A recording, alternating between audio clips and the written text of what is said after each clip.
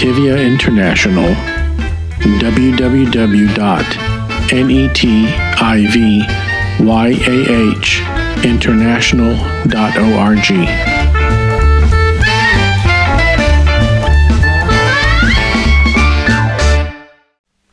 Shalom, my name is Joseph Shulam, and we are continuing with Brad TV to go through the 5 books of Moses according to the reading schedule of all the synagogues in the world on the Sabbath day. And today we are in a very short portion. It's called Behar in Hebrew, which means in the mountain, referring to Mount Sinai. And it's a short portion, but it has a lot of very important things that we need to learn. So it starts with the following words. And the Lord spoke to Moses on Mount Sinai, saying, "Speak to the children of Israel and say to them, when you come into the land, I will give you the land, shall keep its Sabbath to the Lord." This phrase, when you come into the land, is a formula. It's a formula that in the book of Leviticus appears several times. It appears in chapter 7, verse 38. I'm going to see it here in Hebrew. And God commanded Moses in Mount Sinai, again, like the same situation as this, and commanded him, command the children of Israel to offer their sacrifices to the Lord in the Sinai desert. It appears again in chapter 25, we're there now, and then in the next chapter, chapter 26, it appears again. These are the laws and the judgments and the instructions that God gave between him and the children of Israel in Mount Sinai. And again it appears. These are in chapter 27, verse 34. These are the commandments that God commanded to Moses, to the children of Israel in Mount Sinai. This idea is that when God commands at the location, Mount Sinai, is connected with the promise of God of bringing the children of Israel back to the land that God gave to Abraham and to Isaac and to Jacob as an eternal possession. There is no promise repeated more in the whole Bible than the promise of God to give this land between the Mediterranean Sea and the Jordan River, from Dan to Beersheba, and to the children of Israel as an everlasting, eternal inheritance. But repeating this in Mount Sinai so many times in the book of Leviticus indicates the importance of the promise and the importance of the location of Mount Sinai. Why is Mount Sinai so important? Because that is where God met with Moses for 40 days and 40 nights on top of the mountain.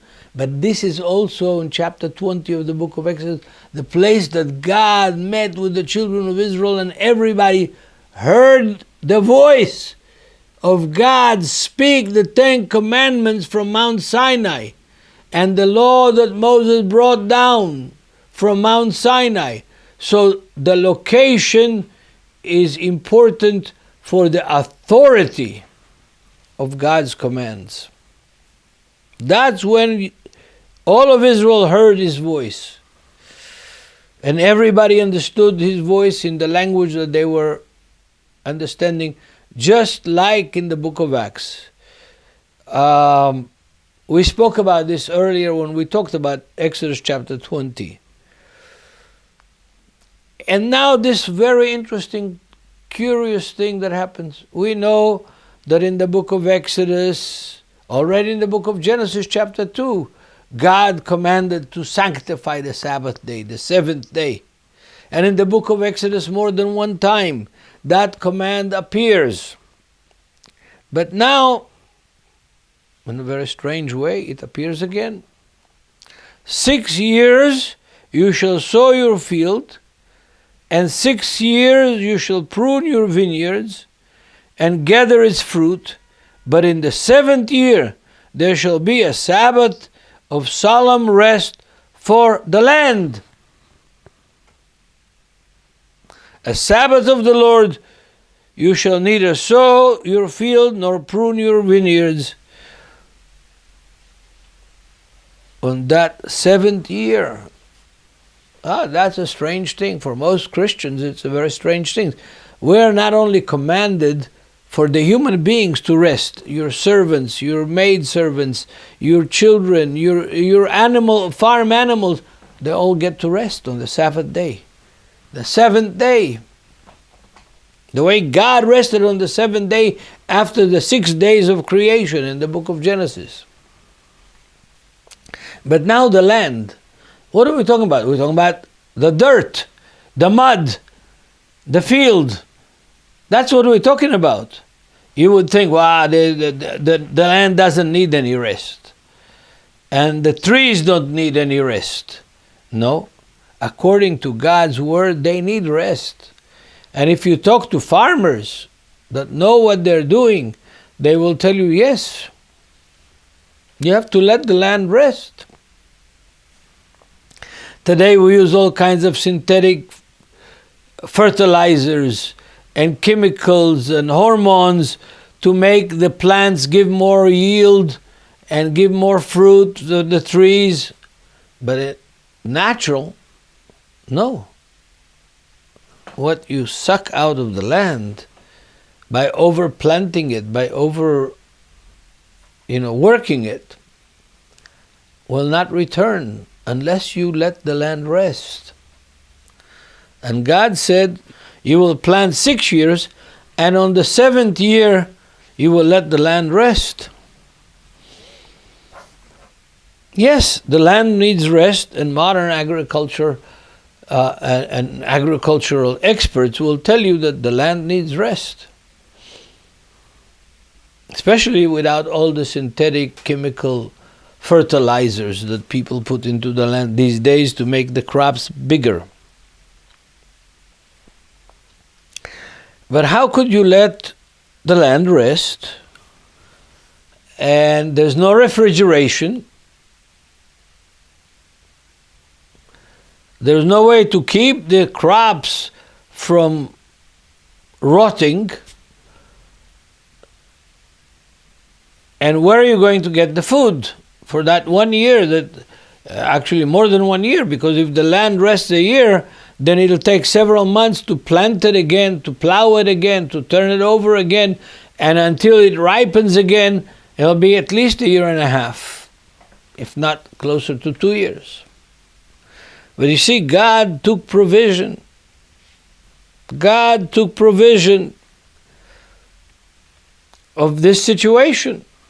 And He says, you will work the land 6 years and let it rest 7th year. But in the 6th year, I will give you enough crops, enough food to carry you over the 1 year of the sabbatical year, and then for another year after the sabbatical year, and then only on the 3rd year you will be able to really enjoy the plenty and the beautiful crops that the land will yield. It's a miracle. This miracle that God is going to give you on the 6th year enough crops to feed you during the sabbatical year in which you will not farm, and to continue feeding you until you plant and replant and replow and re-prepare the land, and until the crops next year grow. What does that teach us? A very, very important principle, that when God tells you to do something, and you out of a sincere heart and true faith do it, He will provide your needs. He's not going to ask you to do something that will damage your health or the health of your family and your children and make you starve. A year is a long time. No, God is going to provide enough so you fill your storehouses, so you fill, there's no refrigerators, but your underground preservation places for fruit, for potato. Well, there's no potatoes. Potatoes came from America, but for onions and leeks and agricultural products under the ground in a cold storage. Yes, God will provide you all of these things because He's not going to ask you to do something that will damage either your health or the health of your family, or for that matter, if I say in modern terms, your bank account. He knows what His commands are about. He knows what He's doing. And this law, it's called in Hebrew Shemitah, in which you let the land strike, not being used for a year. Not being plowed, not being planted, not being harvested, a year. And then you will have enough food. God will provide for you enough food for another year until you plow and you sow and you reap the crops. Yes, when we are about to do God's work, and He asks you to sacrifice, He asks you to give up certain human pleasures because He's sending you to somewhere in the Gobi Desert or in the middle of the Sahara, away from your family, and to preach the gospel to some tribe. God will provide. If you do His will, He will do your will. And if He tells you, let the land lay fallow for a year, He also says, I will give you enough food on the 6th year to tide you over till you have a chance to work the land and reap the crops and enjoy them. This principle of the sabbatical year for the land is a very, very big principle. Very important principle for us as disciples of Yeshua. What is it important about? It's important about this, dear brothers and sisters, that when we are doing God's work sincerely, from pure motives, with our heart's desire to please God and to accomplish the work of His kingdom in this world, in this earth, then, my dear brothers and sisters, God will take care of you. Take care of you and your family and your needs. He's not going to send you somewhere that you're going to damage your health and the health of your family. He's going to provide for you your needs so that you can continue for many more years to do His work in His will. So that is the first part of our Torah portion from chapter 25 of Leviticus. I'm going to read you verse 6. And the Sabbath produce of the land shall be food for you, your male, your female servants, your hired men, the strangers who dwell with you, for your livestock, for the beasts that are in your land, and its produce shall be for food. You know, you will have enough food, not only for yourself and your family, for your livestock, for your beasts, for your donkeys, for the oxen that plow the land. You will have enough food. The land will produce enough food to provide for your enterprise, for your farm, everything you need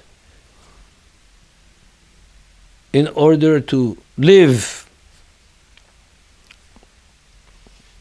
And the 7th year, at the end of the Shemitah, of the end of that 7th year,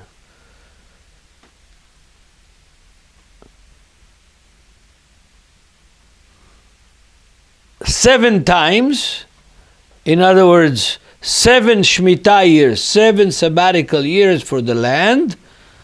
The 49th year will be 7 times 7, but on the 50th year it'll be a year of Jubilee. Notice, the world was created in 7 days. The first verse of the Bible in the Hebrew language is 7 words. This unit 7 is an indication of earthly perfection. Earthly things under the control of the Creator Himself, including the land. And so when you have 7 times 7 sabbatical years, you have the year of Jubilee. And the year of Jubilee is a very, very important year. It starts when you proclaim the Jubilee with trumpets.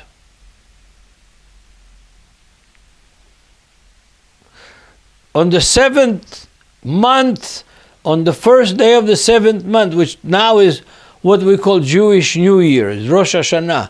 The biblical New Year is in the month of Nisan, which means usually at the end of March, beginning of April. But the 7th month is usually in September, October. On that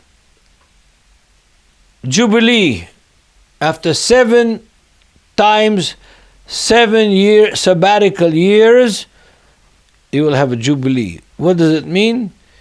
It'll be a year of liberty, not only for the land, but for your slaves and for the debtors and for all the things that are not given to you by God as your private inheritance. Debts will be forgiven. If you sold the land that God gave you, the land in the land of Canaan, your tribal, your family inheritance, because you were in debt, it will return to you at the sabbatical year. In the year of Jubilee, the property will return to you. Your slaves will be free. Your Hebrew slaves will be free. And the original order of God's division of the land will return in its place. That's how it should be. That's how God designed it to be. But we have been in exile for 2,000 years and we're returning to the land, and our process of return is not finished. And also our restoration of the biblical order of things has not been restored yet. Maybe it will be, and God willing, it should be soon. For it is the Jubilee, it shall be holy to you. You shall eat its produce from the field. In this Jubilee, each you shall return to his possession, to his inheritance, to the land that God gave him when they divided the land by lots in the days of Joshua. After they entered the land of Canaan, crossed the Jordan, came to the land, they did cast lots, and the tribal inheritances were by lot from God, by the mouth of God, it says. So in that year of Jubilee, every land will be restored to its original owners. Very powerful thing. And here I want to summarize the principle. The principles are here. Number one, when God tells you to do something, He will provide you with the means to do it. He is not going to tell you to do something that there's no way that you can do it alone. He will provide you with the means to do it. And if it has to be miraculously provisioned, He will do it. He's not going to ask you to do something that you can't do. He's not going to give you a command that you can't keep.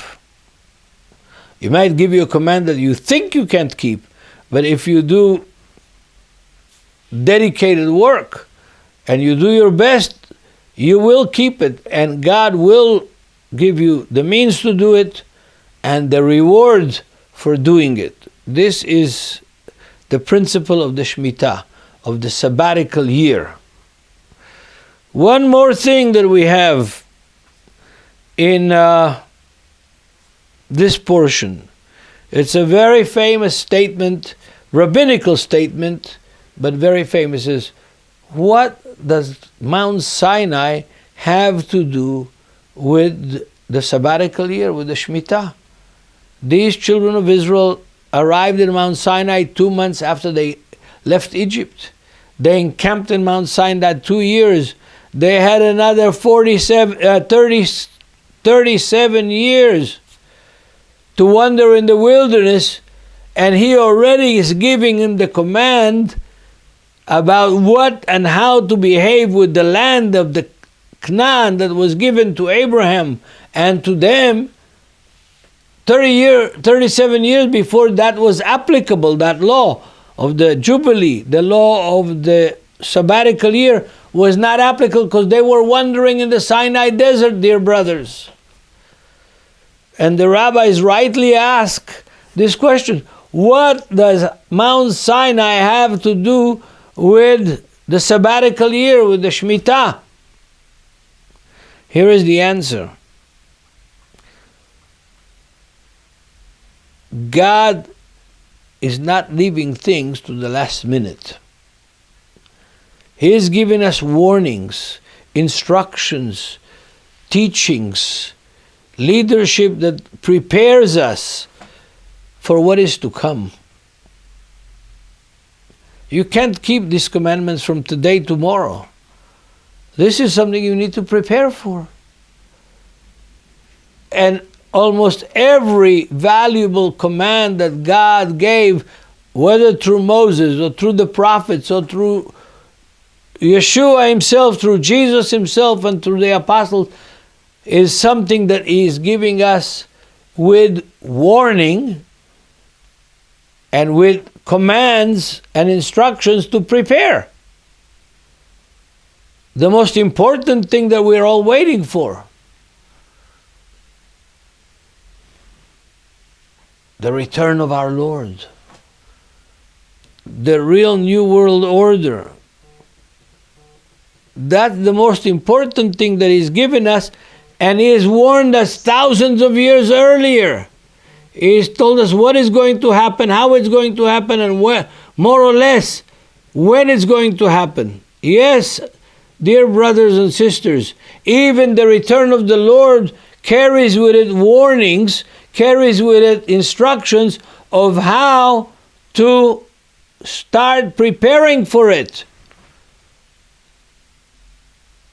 Not arguing eschatological speculations, but getting our lives together, being ready now, because the Lord is going to return like a thief in the night, like thunder in a sunny day,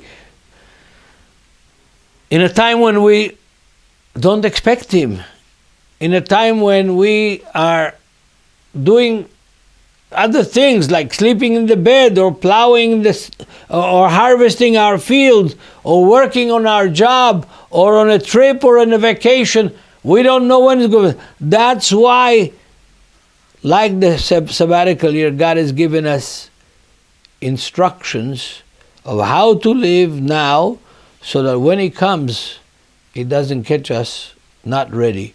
And He's given us, Yeshua has given us more than one parable teaching us about how to be ready. The parable of the 10 maidens, that 5 had extra oil because they were waiting for the bridegroom to come, and he was late. Why was he late? He was late because he's a Middle Eastern.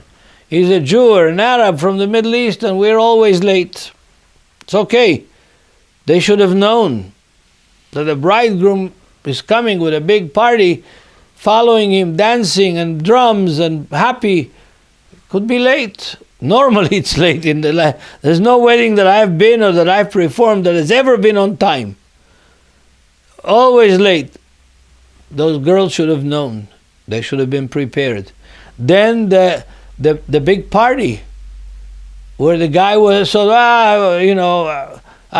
I see action going on around the house of the king, I will have time to go home, take a shower, and dress up. No, he didn't. And he went with his dirty clothes from his job in the garage, greasy, to the wedding of the prince. And the owner said, take him, throw him out. Outer darkness. He wasn't ready. The Shemitah is a good example of how God told us to be ready. And he said, when I ask you to do something, I will give you the means to get it done. Yes, dear folks, read Parashat Behar, the portion of In the Mountain, from Leviticus 25 verse 1 to Leviticus 26 verse 2.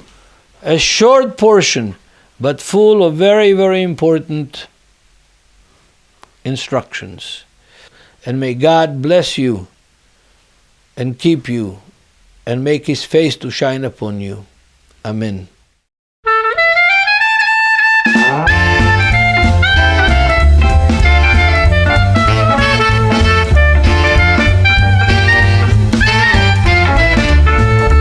Netivyah International, www.netivyahinternational.org.